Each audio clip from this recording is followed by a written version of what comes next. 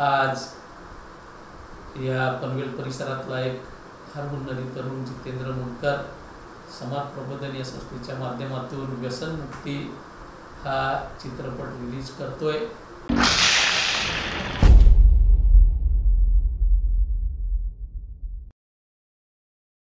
निश्चितपणाने माझ्यासारख्या कार्यकर्त्याच्या दृष्टीने ही आनंदाची गोष्ट आहे की आमच्या पनवेल वर्णातील एक तरुण कलेच्या प्रांतामध्ये या निमित्ताने झेप घेतोय आणि आजची जी अतिशय मोठी समस्या समाजासमोरची आहे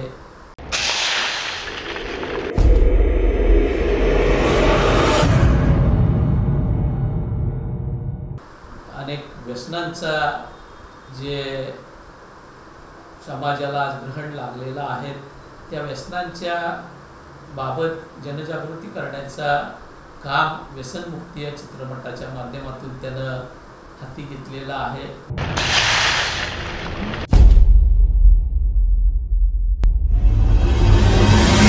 जितेंद्र मुंडकर आणि त्याच्या साऱ्या सहकाऱ्यांचं या ठिकाणी अभिनंदन करतो, त्यांना मनापासूनच्या शुभेच्छा देतो। हे बघ मी सगळं सेट केलंय की व्यसनापासून मुक्तता मिळवून चांगलं सामाजिक आयुष्य जगण्याच्या दृष्टीने त्यानं जो एक चांगला प्रयत्न केलेला आहे त्या प्रयत्नाला उदंड यश मिळो।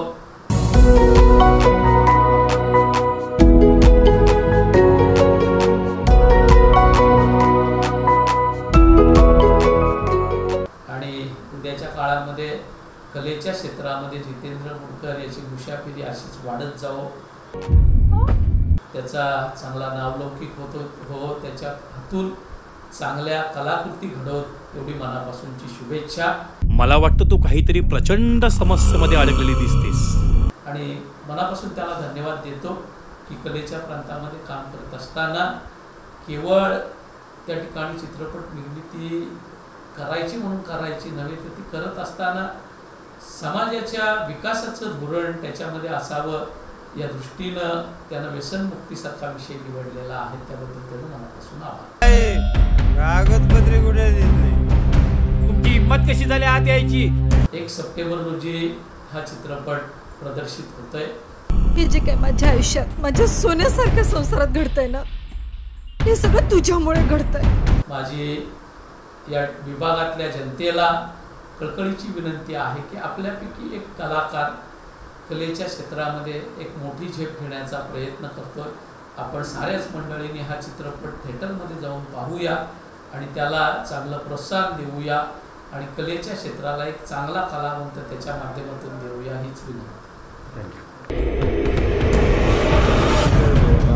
आपला अपमान केला आपला, याचा बदला मी नक्कीच घेईन।